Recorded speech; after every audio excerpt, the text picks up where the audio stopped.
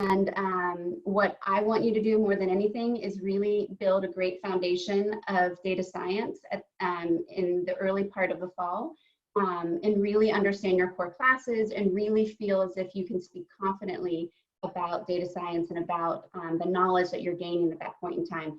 Many of you are transitioning from an undergrad degree that might not necessarily translate exactly to data science, or maybe you don't have work experience thus far. So therefore, this experience in the fall is really important for you to really gain knowledge, to then be able to talk about that later during your capstone interviews, and of course, your later on interviews for full-time opportunities. So in the late fall, when you start to work with me, is October, November, December, and we talk more on the resume front and networking, so within LinkedIn. So again, as I want to stress, you do not interview in the fall at all. You really build that foundation when it comes to your projects, to actually put that on your resume and to be able to speak to that later. Winter break, I want you to relax and network, talk to your network of contacts before the program, but definitely you're going to need to exhale after having a pretty intense fall, and then get ready for the second half of your career search, which is really the most important part. You're going to spend a lot of time with me in January. We do a career core, and that is really geared a lot towards the capstone showcase, the capstone, and getting prepared for your interviews with your capstone. It is a little different than something you've ever experienced before, simply because you are going to be interviewing in partners. You're going to do a lot of mock interviews with me. We're going to work a lot on professional presence, and also technical mock interviews. And then of course you'll be paired up with your capstone in the January timeframe as well. And then what really does kick off your interview and your job search timeline is the analytics career night, and that happens typically at the beginning of February. And from that point, just so you know a little bit more about that, our students actually help run that event. So someone from the class will either be nominated, or they nominate themselves and they want to run that, and they along with other student volunteers from the program, along with the program office, Giada, myself, Michelle Lee, help run that event. But essentially what that really is giving you is an opportunity to work directly with employers that are interested in analytics specific students. So it's a great opportunity to meet with employers, but not only that, but also develop relationships if you want to help out in that process. So last year we had 60 employers come to that event. And as I mentioned, they're very excited about data analytics and meeting you specifically. So this is your event. And then moving over into the spring time frame, you will be actively recruiting at that point. As I mentioned, it kicks off in February. We do have companies that do come on campus and do interviews straight after that event. So similar previous years, this year we've had McKinsey and BCG Gamma. We had Disney last year, in addition to Walmart, start their interview process at that point in time. And Facebook as well, as I forgot to mention. And then moving into the spring time frame, the West Coast Trek, we are excited to always put that on in the March timeframe, and what that means is that we have great relationships with companies on the West Coast, where you actually get to go and understand what it's like to be an employee there, get a great tour of the facility, but then also have either a data scientist leader or one of our alumni talk a little bit more about the interview process and recruiting process as well.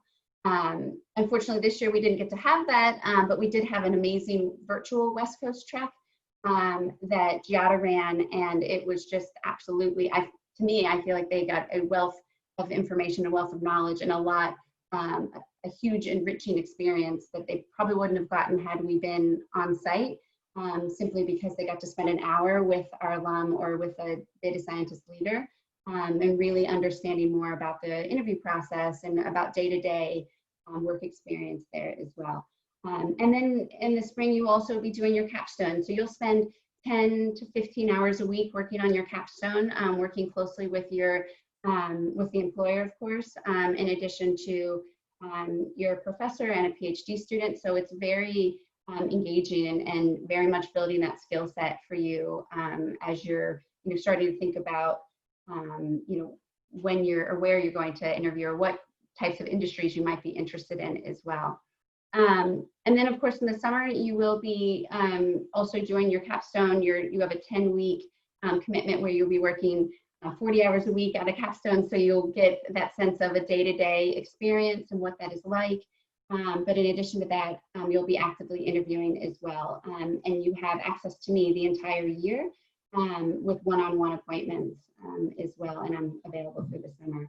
If you wouldn't mind sharing, thank you, Jen. So to talk a little bit more about Career Corps itself and what you'll be working with me on.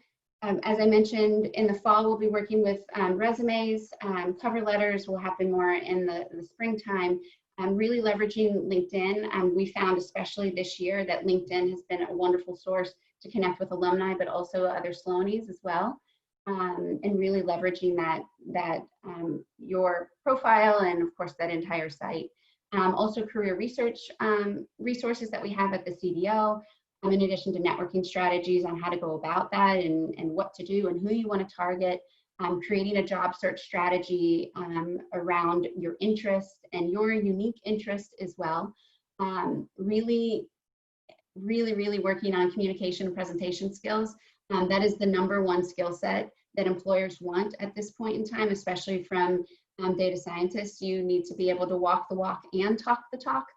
So not only be technical, but then also have the communication skills to actually share your thoughts. So you can have the best algorithm in the world, but if you can't tell the business as to why it's going to help, create the solution that they need, it doesn't matter. So keep that in mind as well. That's the #1 skill set that our employers want, and the #1 skill set that I think is most important at this point for all of you to learn.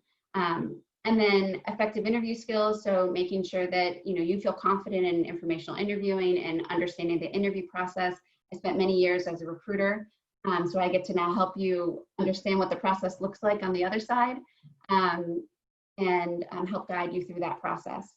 In addition to working with me on behavioral interviewing techniques, and also really acing the technical interviews by having mock interviews with alumni that come back, industry experts that we have come in as well to help prep you. And then of course, offer negotiation skills. A lot of you might not have experienced that yet because it's something that you don't really experience until you're in it. And there are a lot of things that come up and they're very unique to you as an individual, and you'll work directly one-on-one with me. And I'll be honest, that's my favorite part of the interview process is the negotiation part. Also I'll have a session for you on that as well, just to learn, what's negotiable, what's not.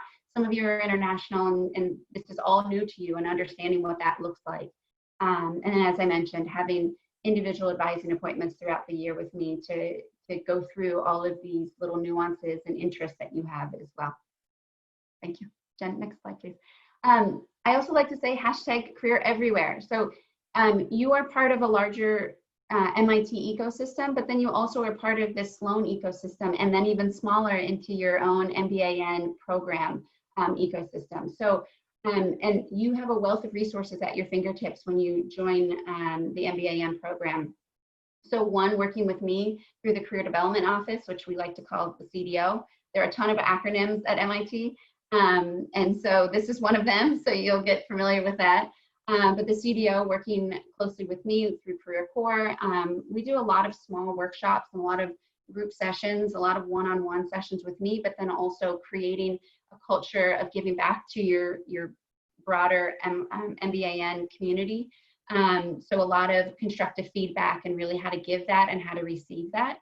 And then personal advising, as I mentioned. Sessions with practitioners, bringing in industry experts. We have amazing research tools for you to really understand trends and areas that might be growing or areas that you're interested in as well. And then, when you look at your academics, you have this amazing network of companies that you're going to start to work with. One through Analytics Lab, through your other action labs as well, in addition to the Capstone Projects, and then research with faculty as well. So not only will you work with them, but then building rapport with them.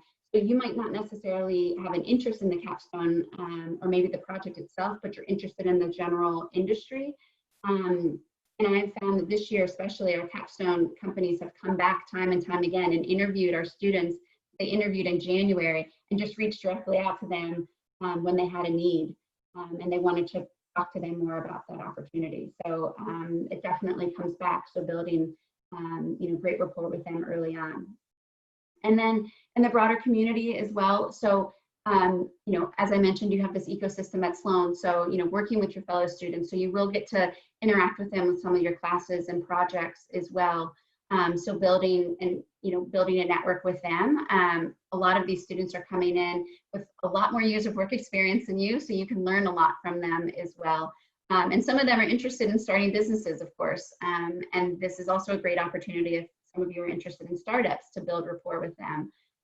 Alumni, we currently have 150 alumni, which we're excited to share. And then after this year's class, we'll have 210 alumni, which is just growing, of course, with our small MBAn program, but then in the larger Sloan ecosystem. This year, Sloanies Helping Sloanies really seemed to be a thread that came through with our current students and our new alumni, our 2020, and they found the most success with reaching out to other Sloanies, and that's a really great resource that you get to tap into. As I mentioned, of course, employers that come on campus and recruiters that we have contacts with and that you get to have direct contact with as well. And then the MBAn program office, which we have a wealth of contacts and connections as well. And then activities, the West Coast Trek, as I mentioned, and then clubs, really getting involved in Sloan overall. A lot of our students have in the past have taken advantage of this.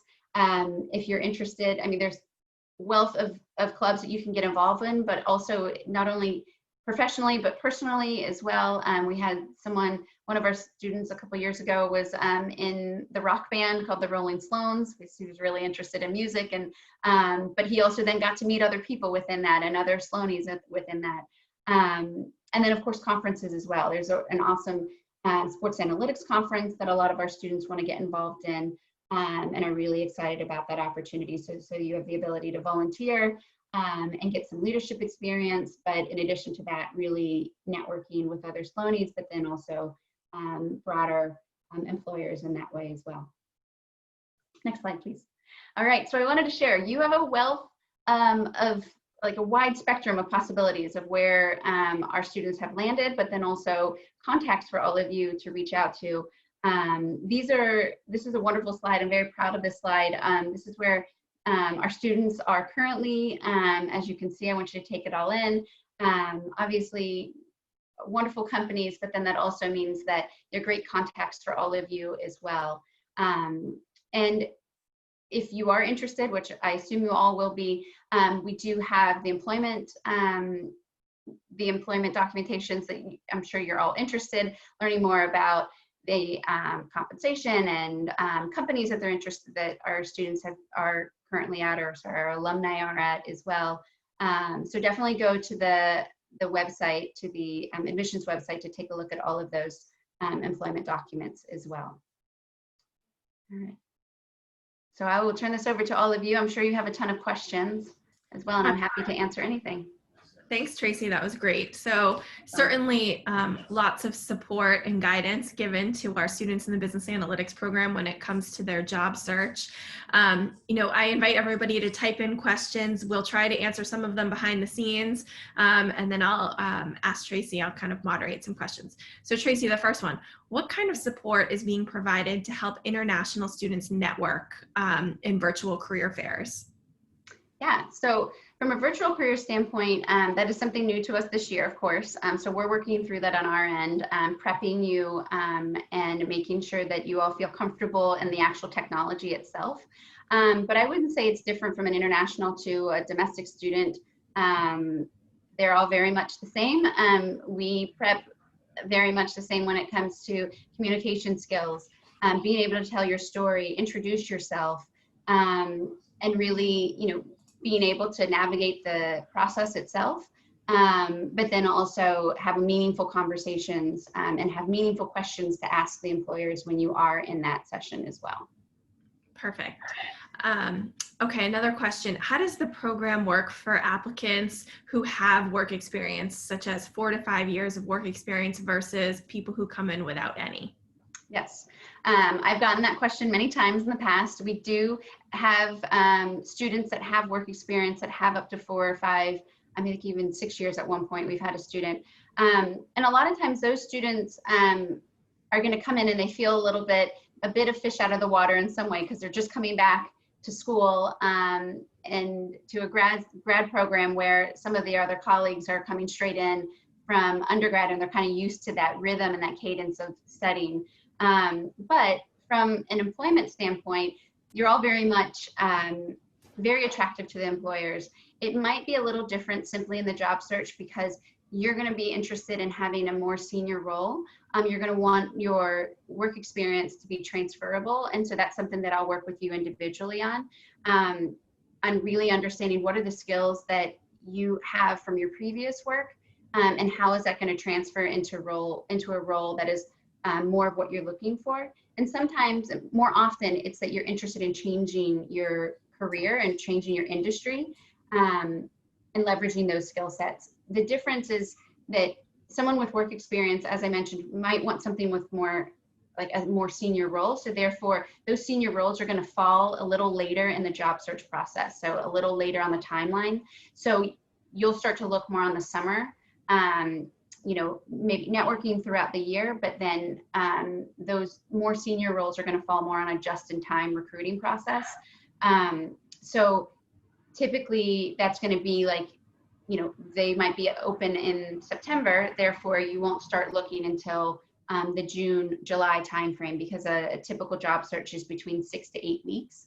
And they're going to want to hire you at that point in time at the end of that 6 or 8 weeks. So if you back that out based on when you want to start your career search, it's typically, in that summer timeframe. So I would just say, be patient with yourself, but at the same time, you very much, both those that are coming in with no work experience or with internship experience versus those that are coming in with work experience, both have very unique skill sets and are very much attractive to employers. Great. Okay, so this question, maybe Giada could take this one. So does this program require students to have any computer programming background prior to joining? That's a great question. And we hear this question a lot. I think it's one of the main things that students want to know. So we don't require any specific preparation or background, but we certainly welcome students that have a technical background and that come from a very quantitative type of preparation. That said, we are ready to teach you everything from the first day of orientation. We will go through basic R, basic Python, SQL, Julia. These are the main programming languages that we teach in our program.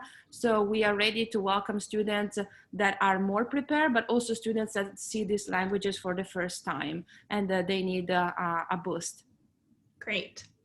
All right, so I'll answer this next question. It's what is the average GMAT score and or can GMAT be used in addition to GRE when applying? So for applicants this year, you are welcome to submit GMAT or GRE, but we have made a decision, which is Sloan school-wide, and in fact applies to undergraduates at MIT as well, that you are able to apply for just this year without a test due to the pandemic and due to the difficulty many applicants have accessing the test. Although if you do have an exam score, we would love to see it. GRE and or GMAT has always been welcome. And then let's see, the next one. You guys are great. There's lots of questions coming in.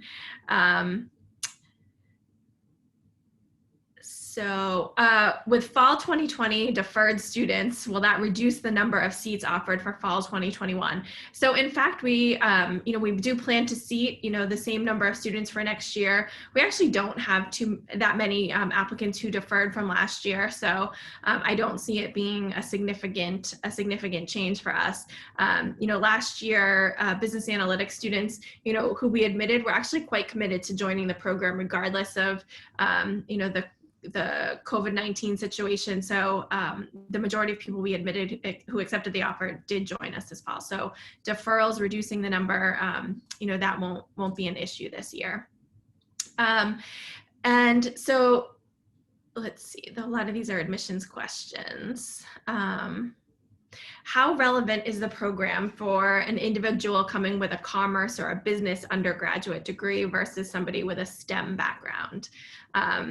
I think I can answer this, and maybe Giada and Tracy can comment on it as well. It doesn't necessarily matter to us what you've studied undergrad, as long as you can demonstrate the ability to succeed in a quantitative environment, and that you're able to, succeed and take advantage of all of the different analytics courses, the technical courses that we have to offer at MIT Sloan, and that your career aspirations align with that. I don't know if Giada or Tracy want to add anything.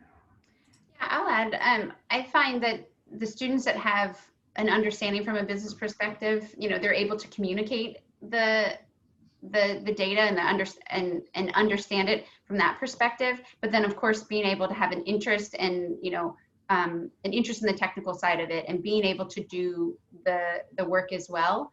I think it's a great blend. It's just a matter of having the interest as well. Okay, perfect. And so the next question is, how does research experience prior to the analytics program count towards work experience and or support towards a career search? So from my point of view, anything you've been doing, we're interested in learning about it. Many students have had the opportunity to work as a research assistant or participate in research, and that can be valuable information to take into account during the admissions process. Tracy, how do employers feel about prior research experience? Be honest, it depends on, it's a good question. It depends on the employer. If the role is really research centric, then they're going to take that into account a lot more than maybe an employer who is really looking specifically at work experience. But I will say it depends on how you're able to position it, and that would be something you would work with me on, making sure that you pull out the transferable skills that are specific to the role or specific to the area of expertise you're looking to go in. And it's just more or less highlighting that as well. So it's all dependent on the employer and how they view it. Perfect. So this one, either Giada or Tracy could take this one, I think. So how does this program in Master of Business Analytics at the Sloan School differ from other data science type of degrees at MIT? So either the Operations Research Center or data science master's degrees at MIT. Do either of you want to comment on this, or do you want me to take it? I mean, I can just quickly comment that this is a one-year intense program. Exactly. It's highly interactive. You're working very closely with business decisions, so it's very much geared towards your career when you're moved within that 1 year of your experience. So everything is very much experiential. So not only what you're learning in class, but then you're working with employers, you're working in groups, because those are the types of projects you'll work on when you are a data scientist at say Amazon, for instance.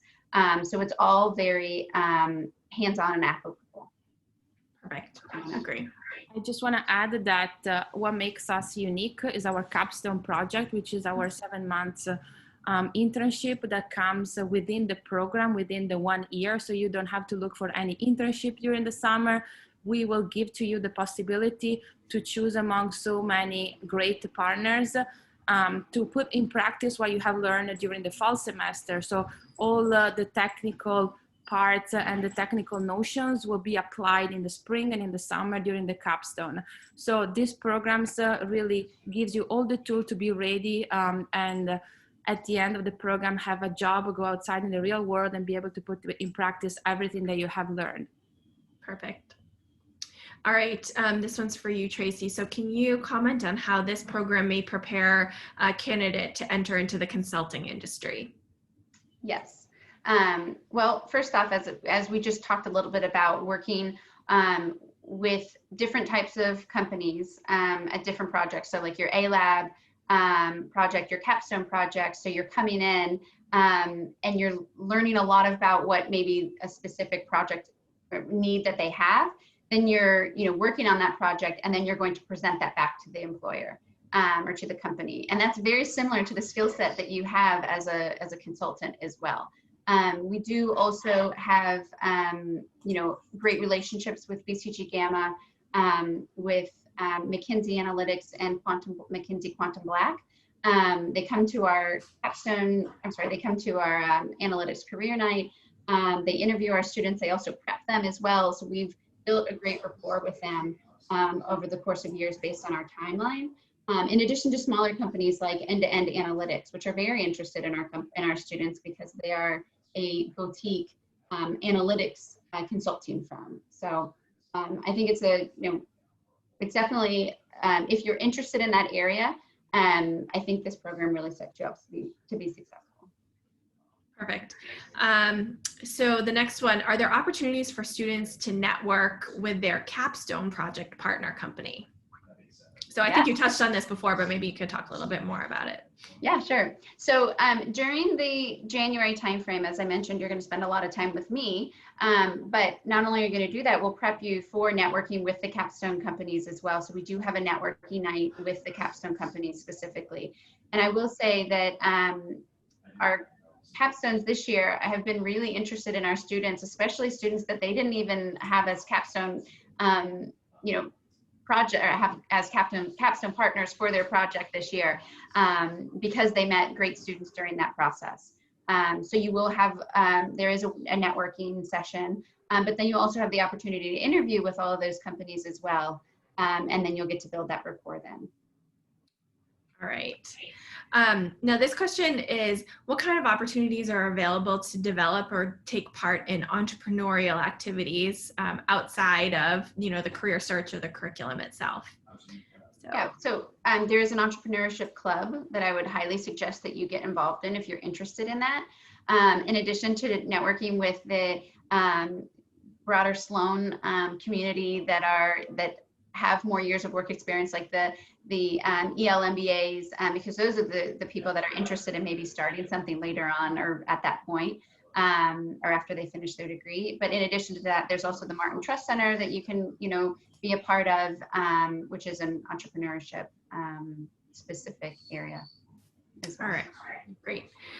Can you comment on the percentage of students or the geographic distribution of students in terms of where they are going after graduation? Are most students joining US-based companies? Yes, most students are, especially international students that are interested in a STEM degree and have the STEM extension, have OPT, and then the 2-year STEM extension. So that gives them 3 years to work in the US without having to go through the H-1B process, if that's of interest to them. And most students are interested in taking advantage of that. So yes, however, this year, I would say that we've had a handful of students that have decided, based on their own personal circumstances, that they're going to do a dual search in their home country, or maybe a country that they wanted, maybe Europe or another country that they're not from, and go that process as well. So it just depends on your own, personal interest and motivations. Yeah, personal preference. So do students typically hold a research assistant or teaching assistant position on campus? Maybe Giada or Tracy, either one. Go ahead, Giada, if you want to take that. I'm happy to take this one because I was just helping our students to secure their research assistantships. So this year, out of 60 students, we had around 35 who applied for a research assistantship position. This is a very competitive element about our program, and we try to accommodate as many requests as possible. And this year, we were able to secure 20 research assistantships. With the professors that are either at Sloan or around the MIT. To be a TA, a teaching assistant, is a little bit more difficult, I think. So what our students prefer is to be research assistants, and so be able to do some research and see how it's to be a researcher. And this sometimes leads to for students to continue their career as a PhD student. I will add one thing. I have seen some students, if you're interested in a TA, it's mostly in the second semester. So mostly in the spring, I have seen some students go that route. And they were able to TA for a class that they were really interested in. and that just help, broaden their skill set as well. Okay. Can you provide more details about the analytics lab as well as how that relates to the Capstone project? So they're two different things. Maybe Giada, do you want to talk a little bit about the analytics lab class? Sure. The analytics lab is just a class, as Jen said. Our students get to collaborate with students from other programs, for example, Master of Finance students, MBA students, LGO students. And the way it works is that during this class, you get some projects from company, and you get to work in these projects and in teams of 4 students. So our students get the opportunity to be in touch, as I mentioned earlier, with students from other programs.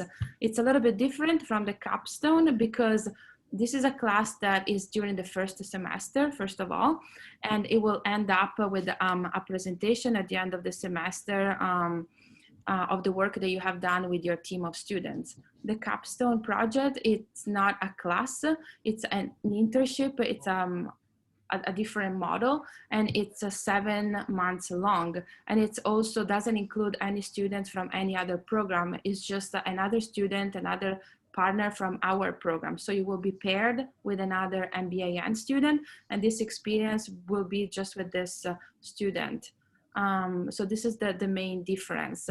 And the Capstone project, then it's also it's an experience that you will be doing remotely or on campus, I hope in the spring. And then during the summer for 10 weeks, you will go into the company's headquarters, into their data science offices.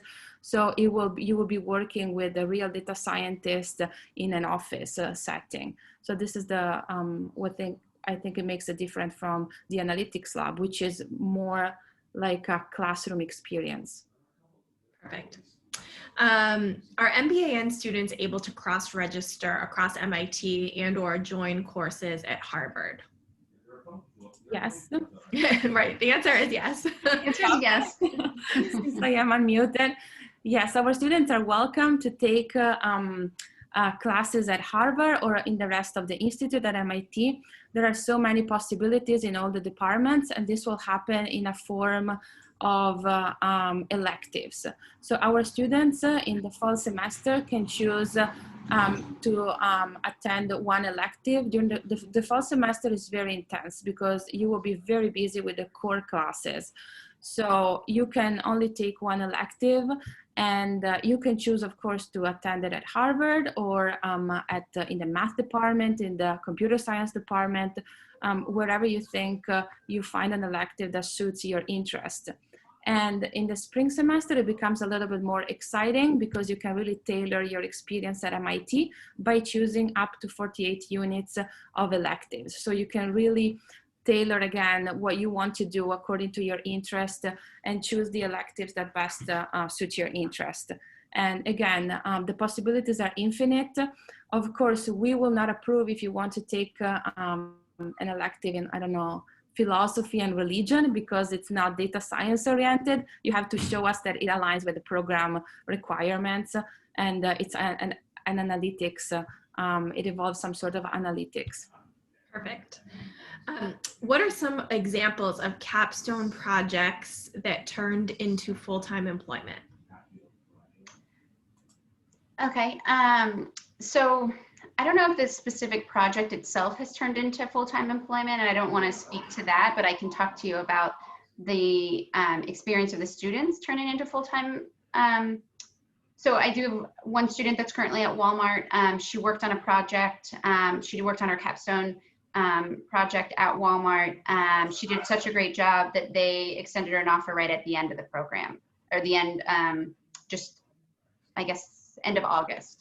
I've had others where the capstone project had been going really well, and they wanted to extend an offer to the students in June because the student was starting to interview at that point in time. They had other opportunities, and that's something that we'll talk a lot about, is really being transparent with your capstone company if in fact you're interested in working with them, in addition to exploring other opportunities outside of the capstone. Because obviously you want to make sure that you have a great rapport with them and you keep that door open if in fact you end up not taking the opportunity, or things don't work out in that direction. So it depends on the timeline. It depends on when you're interested and when you're interested in interviewing and starting your job search, but also keeping the capstone in mind and keeping them so you can keep everything on the same timeline so you can make a decision at the same time with all the other opportunities you have. All right. There's several versions of this this question that have been asked, so I'll just kind of summarize on my own. But how does this business analytics program potentially prepare someone to join a PhD? So from a research perspective, especially if you have done a research NRA-ship throughout the year, I think it's giving you a wonderful opportunity to work with, one, within research, but then to explore a specific topic that you might really be interested in and want to really take on for the next, the next step in your career and move into a PhD. And then also getting to work closely with the ORC, the Operations Research Center, and the professors there, which is where most of our students have gone. If they are staying at MIT, they're going to go and get a PhD at the ORC, the Operations Research Center, and work closely with the professor there. Okay. Giada, maybe you could take this one. So what does a typical week look like for an MBAn student? For example, how many hours do they spend in class versus doing other things? It's a very busy week, for sure. Especially, as I mentioned, the first semester, you will be extremely busy by taking the core classes. So I have the schedule in front of me, and I can tell you that every day you have an average of 4 classes. This year we are seeing a mix between in-person and remotely, because we have the hybrid model that is happening for COVID reasons. So I would say maybe around 55 hours, I would say, of between classes and homework. That's why we suggest for the fall semester to try to not take electives and to focus mainly on the core classes, because we want you to succeed in these main classes and build your base for the spring semester. And many students, as soon as they start, they are very eager to apply for research assistantship, to take electives, to go and be listeners in other classes. And all this can happen, and we are happy if you have the time and the energy to do all of this, but we don't want you to be distracted from your objective, which is to succeed in the main classes. And yes, so every day you pretty much will be busy from Monday to Saturday. This year we have introduced some recitations on Saturday just to allowed the social distancing and allowed people to be spread during the week at different times. So there are no overlappings, mainly, again, for COVID reasons.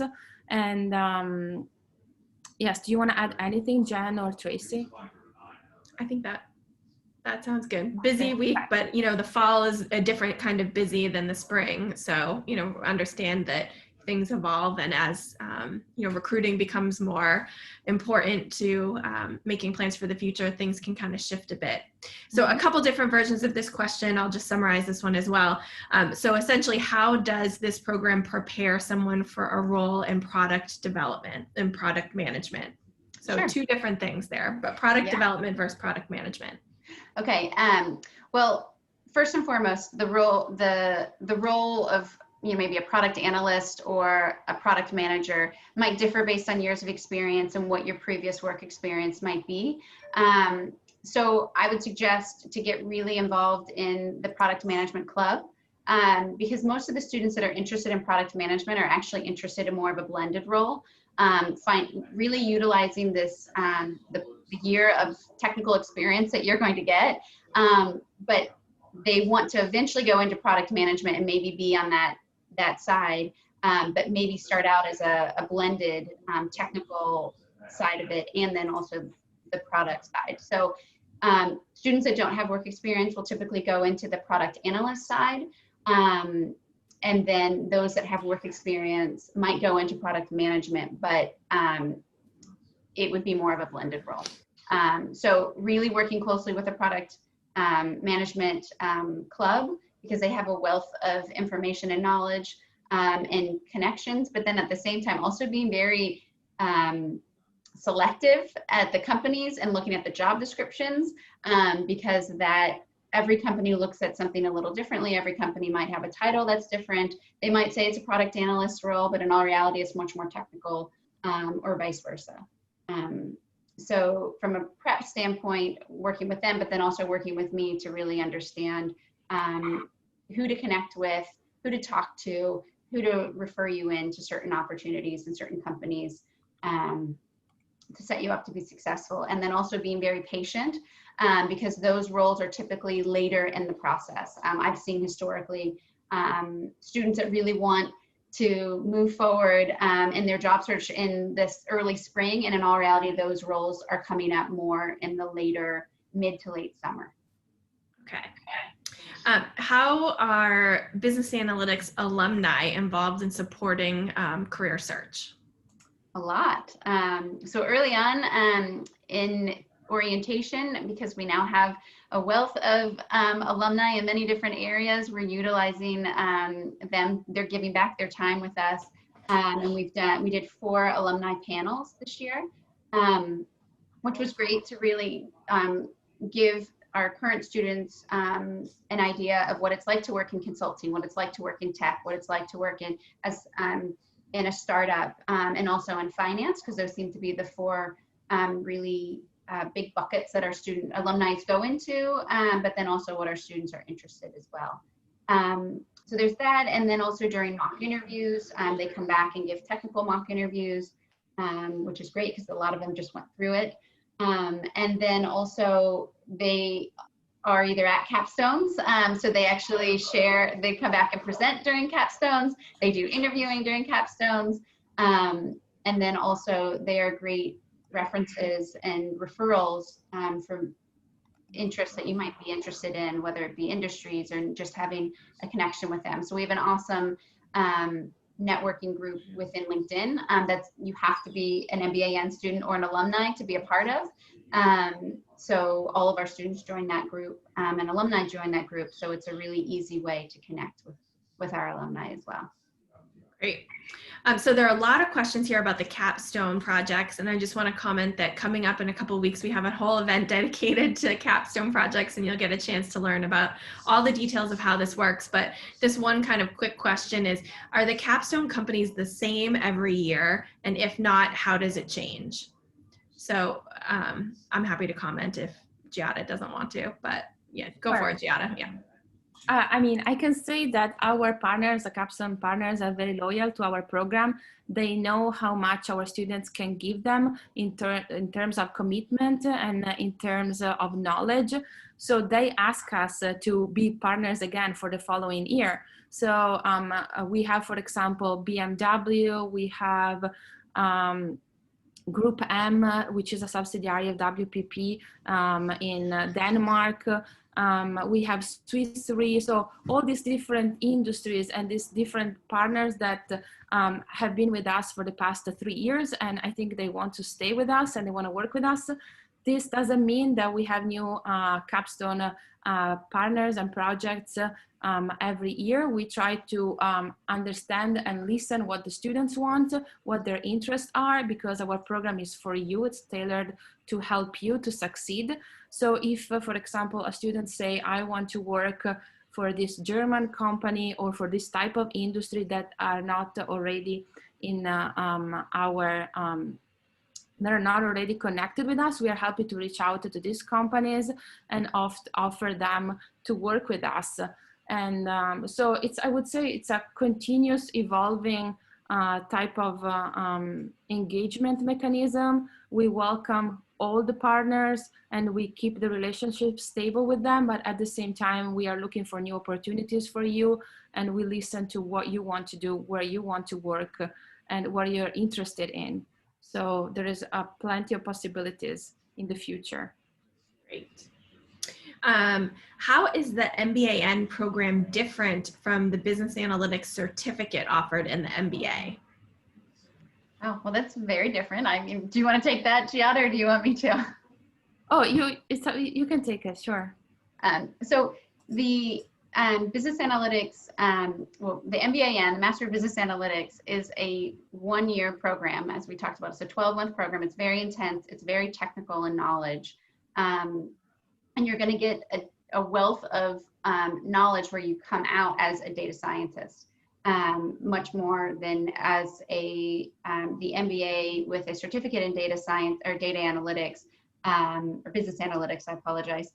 You're taking a specific amount of courses, and Giada can talk a little bit more about that. And you're taking a sampling where you might be more of a person who can communicate the data, but not necessarily be technical enough to do the data, to do the actual analytics of the data itself.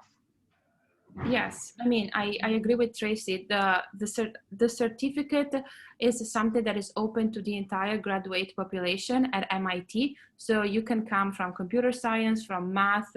You can come also from a communication type of like a degree, and the certificate is made to be attainable and achievable by the majority of the MIT graduate students, because it's not technical as the business analytics program. And at the same time, it doesn't offer the Capstone project. It doesn't offer the same analytical skills that the one-year master intensive program offers to you. So it's totally different. If you are an MBA or a Master of Finance, we strongly encourage you to take the certificate, because it will give more depth to your preparation and it will make you more competitive in the market. But it's totally different from being a data science that just graduated from our analytics program. Great. Can you comment on how business analytics students are prepared for a career in healthcare or public health? Well, healthcare is definitely growing, and I found that this year even more so, as you know, the current state of the world, and where we're moving on a day-to-day basis. It seems to be an industry that, one, knows that data analytics is definitely an area that they want, and two, are hiring our students in that area as well. So that's definitely an area that we are focusing on, especially from a Capstone standpoint, that I think is definitely growing overall. There are a lot of research assistantships that are offered within that area, especially with COVID right now being such a focus that, that's where we want to put our efforts and time as well. So it's an area that's growing. It's an area that we are continuing to focus on, and definitely help you set up to be successful in that area. Yeah. Well, first I'll say we'll take maybe one or two more questions before we wrap up. There are a lot of questions here about the application process. We do have upcoming events that are going to focus purely on the application process and application tips, but just to kind of quickly answer a couple, can you defer your acceptance if admitted? We would like for you to apply in the year that you plan to enroll. Typically, we do not offer deferrals. What are the most essential parts of the application process? It's a holistic evaluation process. No one piece of the application is looked at in isolation. So we're really looking at the combination of everything. And the way that looks is quite different for, everybody who we admit. We're just looking for, candidates who have a passion for data science, as well as strong quantitative abilities demonstrated by previous academic work or work experience. And then, are there opportunities for students to connect with current students and or shadow a class or engage with faculty? And the answer to that is yes. We will have upcoming events where we have faculty members do kind of a master class, so to speak, as well as speak about their current research. And then many events that are offered through our virtual visit program that allow you to have kind of lunch and Q&A with a panel of current students. And let's see, again, lots of questions about the application process. How can I learn more about where students from the business analytics, this is a good question to wrap things up. How can I learn more about where students from the business analytics program have gone to work after graduation? So Tracy, maybe you could highlight what we have on the web. Sure. So you can go to the admissions website. We have, as I mentioned, the employment report from last year and then previous years as well.